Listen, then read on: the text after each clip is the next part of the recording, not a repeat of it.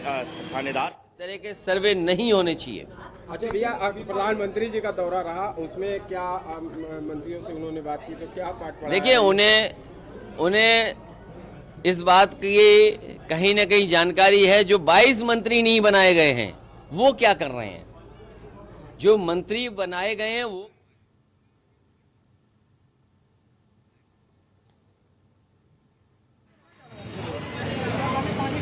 तो इससे पहले समाजवादी पार्टी के नेता अखिलेश यादव को आप सुन रहे थे, और जितने भी हमारे दर्शक हैं जो अभी ट्यून इन हो पाए हैं, आप साथ ही साथ उनको ये भी बताएं कि अब ये पूरे कई ऐसे मामले हैं जो कि कोर्ट में चल रहे हैं और आज इस पर बड़े फैसले लिए गए हैं, लेकिन अब कल का दिन अपने आप में बेहद महत्वपूर्ण है।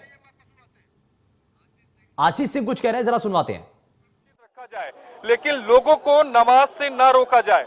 तुषार मेहता ने कहा कि वजू खाने में शिवलिंग मिला है जो हाथ पैर धोने की जगह है, नमाज की जगह अलग होती है। यानी सुप्रीम कोर्ट मुस्लिम पक्ष की याचिका पर सुनवाई के लिए तैयार हो गया है।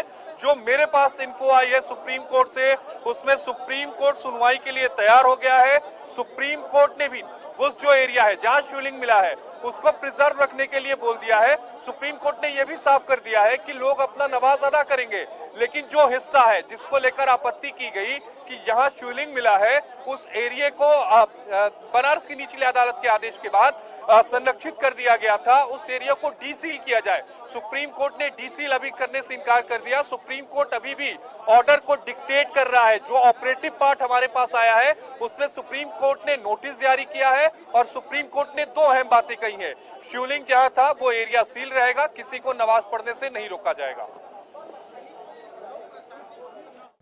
तो ये बड़ी जानकारी है, ये अहम जानकारी है, और इसमें बनारस की जो निचली अदालत है उसने जहां ये कहा गया था कि वहां पर शिवलिंग है, शिवलिंग होने को लेकर के बड़ी जानकारी मिल रही थी, लेकिन सुप्रीम कोर्ट की तरफ से अब वहां पर जिस इलाके को, जिस क्षेत्र को लेकर के सवाल उठ रहे थे, वहां पर नमाज अदा ना करने को लेकर के स्पष्ट कर दिया गया था। लेकिन पंकज, इस पर क्या अपडेट है अभी तक?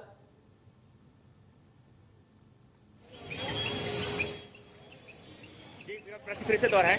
जिस एरिया में, जिस क्षेत्र के अंदर, जिस जगह पर शिवलिंग होने का दावा किया जा रहा था, जहां पर हिंदू पक्षकार लगातार ये कह रहे थे कि यहां पर शिवलिंग हो सकता है, इसका दावा किया जा रहा था, उस जगह पर जो निचली अदालत है उसके द्वारा ये कह दिया गया था कि वहां पर आप उसको संरक्षित कर लीजिए, वहां पर कोई नहीं जाएगा। 10 से 12 लोगों के अंदर मस्जिद में जाकर के नमाज पढ़ने के लिए कह दिया गया था, लेकिन फिलहाल सुप्रीम कोर्ट की इस पर टिप्पणी भी है।